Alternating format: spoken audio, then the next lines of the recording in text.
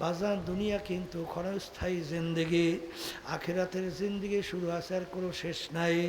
নেকের পাল্লা ভারী করা লাগবে, গুনার পাল্লা হালকা কইরা দুনিয়া থেকে বিদায় নিয়ে কবরে যাওয়া লাগবে।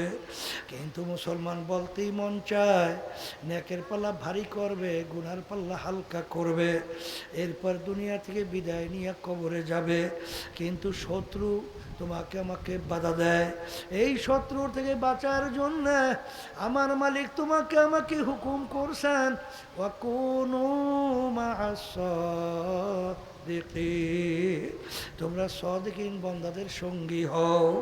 সাদিকিন বান্দাদের সঙ্গী হইলে একটু পরীক্ষা করে আপনাদের এলাকার ভিতরে দেখবেন যারা নাকি সহি তরিকার সঙ্গে জড়াইয়া আছে তাদের আমলের দিকে তাকাইয়া দেখো, যখন নামাজের সময় হয় পাগলের মতো উঠে দৌড়ে, আখরে ফজরের সময় ঘুমাইয়া থাকে, যখন মসজিদে মুয়াজ্জিন আল্লাহর পক্ষ থেকে যখন দাওয়াত দেয় আসসালাতু খায়রুম মিনান নাওম, ঘুম হইতে নামাজ ভালো, সে ঠান্ডার ভিতরে ল্যাপ কম্বল মুড়া দিয়া ঘুমায়, ল্যাপ কম্বল ফালাইয়া পাগলের মতো উঠা মসজিদে যাই আল্লাহু আকবার কইয়া নামাজ ধরায়,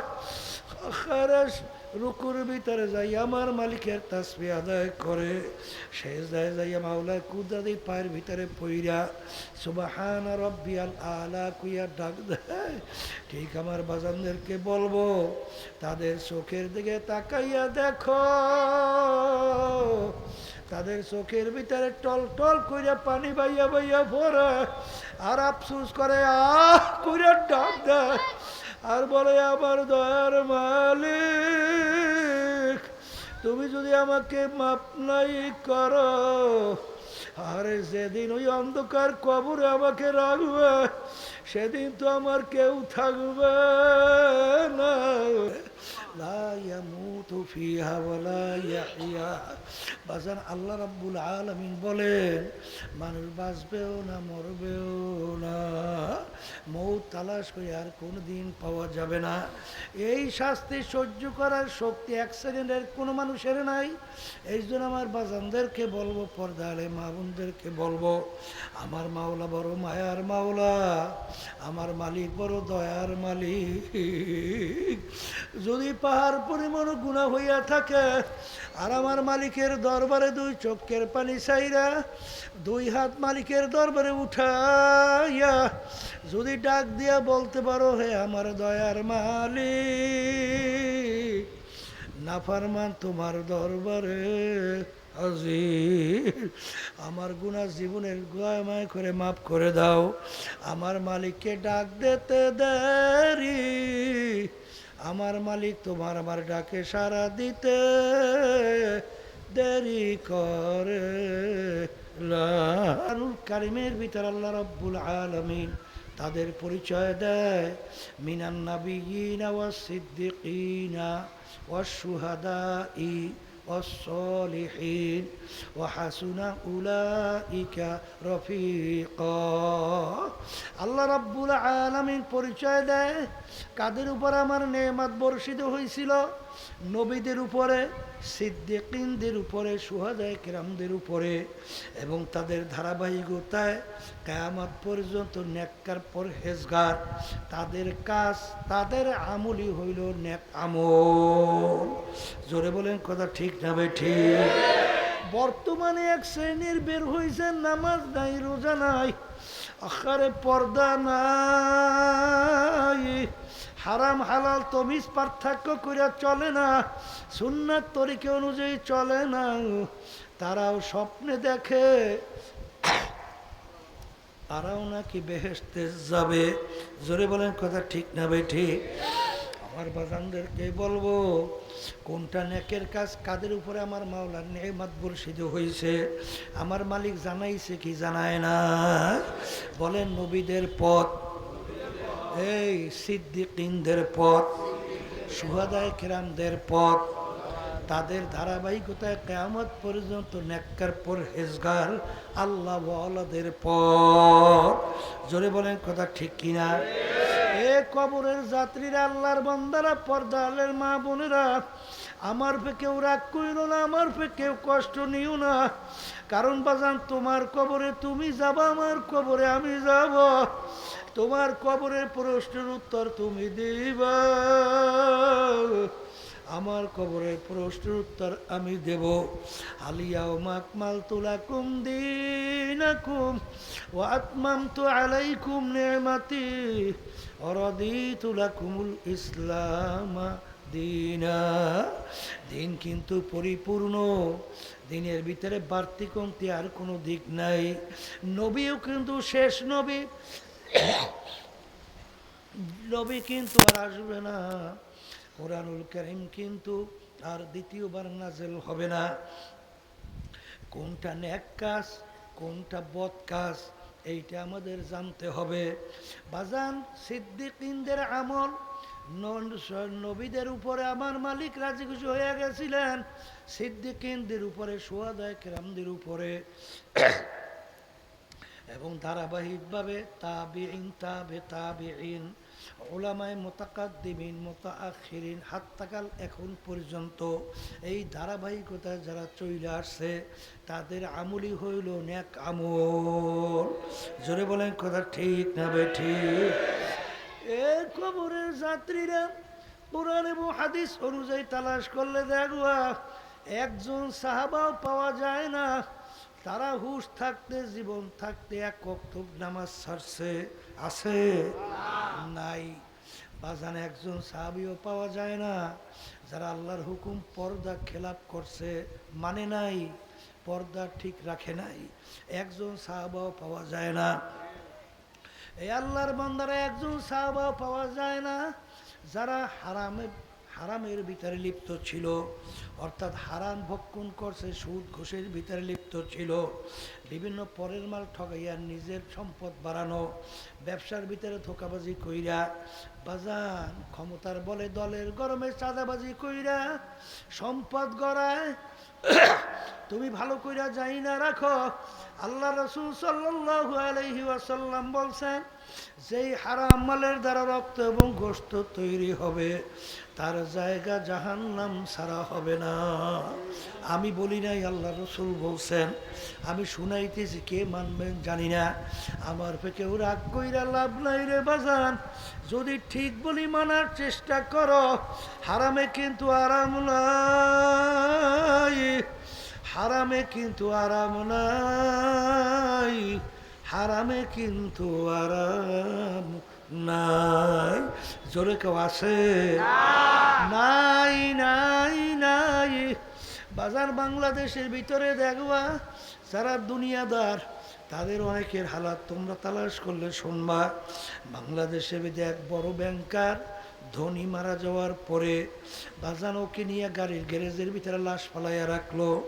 দুই ছেলে তার দাফন কাফনের ব্যবস্থা না কইরা আখারে ওরা বাপের রাইখে যাওয়ার সম্পদ নিয়া মারামারি কাটাকাটি ঝগড়া করে। ওদিকে বাপের লাশ ফুইলা ফাইটা যাওয়ার উপক্রম, জানাজার কোনো খবর নাই, দাফন কাফনের কোনো খবর নাই। এই বাংলাদেশের ঘটনা। এলাকার লোকজন চাঁদা ধইরা তারপর তার দাফন কাফনের ব্যবস্থা করলো। এ কবরের যাত্রীরা, এই সম্পদ যারা হারামকে হারাম মনে করো না, ঘুষকে ঘুষ মনে করো না, সুদকে সুদ মনে করো না, ধোকাবাজি কইরা, টেন্ডারবাজি, সাদাবাজি কইরা, মিথ্যাবাজি কইরা, জুলুম কইরা সম্পদ গোছাইয়া কার জন্য রাইখা যাও। আখার ওই দিন রাত্রির কথা স্মরণ করো যেদিন তোমাকে সাদা তিনটা কাপড় দিয়া প্যাঁচ দিয়া ফলাইয়া রাখবা। তখন তুমি দুনিয়ার হালাতের দিকে তাকাইয়া দেখো, তখন এই তোমার সম্পদ কার জন্য রাইখে যাও, কে খাবে, কে তোমার সম্পদ লুট করবে। দুনিয়া কিন্তু শান্তির জায়গা না। আর দুনিয়া দারুল মেহনে ওয়াল বালা, দুনিয়া কষ্ট ক্লেশের জায়গা, বালা মুসিবতের জায়গা। কেউ শান্তি চাইলে পায় নাই, কেউ কোনোদিন পাবে না। এই দুনিয়ার মাতুক বাড়ি সম্পদের গরমে, টাকার গরমে, বংশের গরমে, বাজান দলের গরমে, আহারে শিক্ষার গরমে, ধরাকে সরা জ্ঞান মনে না কইরা বাজার অনেক সময় আরে আলেমদেরকে গালিও দিতে অনেক সময় চিন্তাও করে না। জোরে বলেন কথা ঠিক না ঠিক?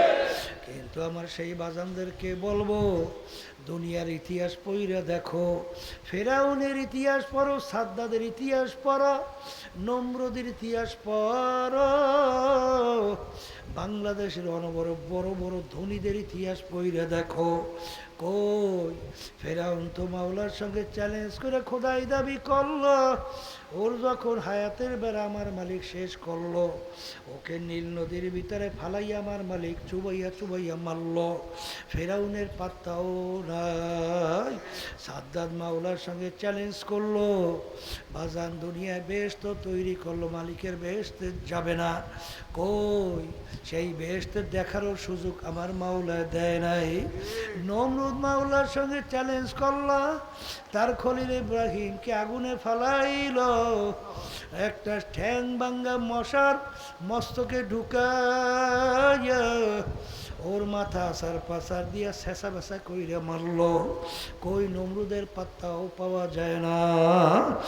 আরে বাংলাদেশের ভিতরে কত বড় বড় ধনী, কত বড় বড় নেতা, তাদের হুঙ্কারের মনে হয় বাংলার জমিন থর থর করিয়া কাঁপত। তাকাইয়া দেখো, তালাশ করো, এখন অনেকে হাইকোর্টের মাজারে পইরা রইছে। কই একজন দিনদার আল্লাহওয়ালা মানুষ তার কবরের পাশে একটু সালামও দেয় না। ওদিকে তাকাইয়া দেখো, আমানুর শাহ রহমাতুল্লাহ আলাই বাজান, তিনি একজন জজের চাপরাশি ছিল। জজ এজলাসে বিচার করত, তার মাথার উপরে টাইনা টাইনা বাতাস করত। আর সেই জজের কোনো খবর নাই। আর কিয়ামত পর্যন্ত মানুষ বাজার আমানুর শাহ রহমাতুল্লাহ আলাই তার নাম স্মরণ করতে থাকবে, তার কবরের পাশে যায়, জিয়ারত করে সালাম দেয়। যাইয়া দেখো মির্জাগঞ্জে বাজান, সেখানে ওই নদীর কিনারায় শোনায় ঘুমাইয়া রইছে। যাইয়া দেখো, আর লঞ্চ স্টিমার যত যায় টবের করিয়া সম্মান দেখাইয়া তারপর সামনে যায়।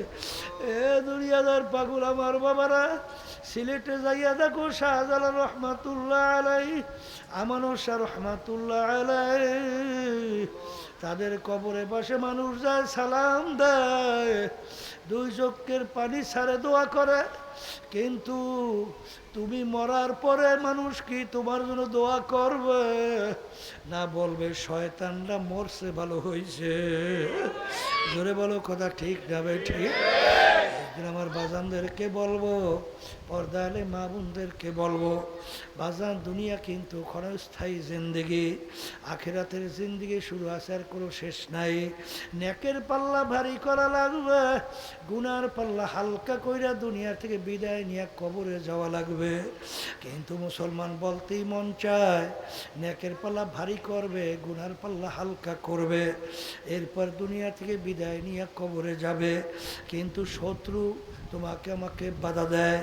এই শত্রুর থেকে বাঁচার জন্য আমার মালিক তোমাকে আমাকে হুকুম করছেন, ওয়াকুনু মা'আস সাদিকিন, তোমরা সাদিকিন বান্দাদের সঙ্গী হও। সাদিকিন বান্দাদের সঙ্গী হইলে একটু পরীক্ষা করে আপনাদের এলাকার ভিতরে দেখবেন, যারা নাকি সহি তরিকার সঙ্গে জড়াইয়া আছে তাদের আমলের দিকে তাকাইয়া দেখো, যখন নামাজের সময় হয় পাগলের মতো উঠে দৌড় দেয়, ফজরের সময় ঘুমাইয়া থাকে, যখন মসজিদে মুয়াজ্জিন আল্লাহর পক্ষ থেকে যখন দাওয়াত দেয়, আসসালাতু খায়রুম মিনান নাওম, ঘুম হইতে নামাজ ভালো, সে ঠান্ডার ভিতরে ল্যাপ কম্বল মুড়া দিয়া ঘুমায়, ল্যাপ কম্বল ফালাইয়া পাগলের মতো উঠা মসজিদে যাই আল্লাহু আকবার কইয়া নামাজ ধরায়।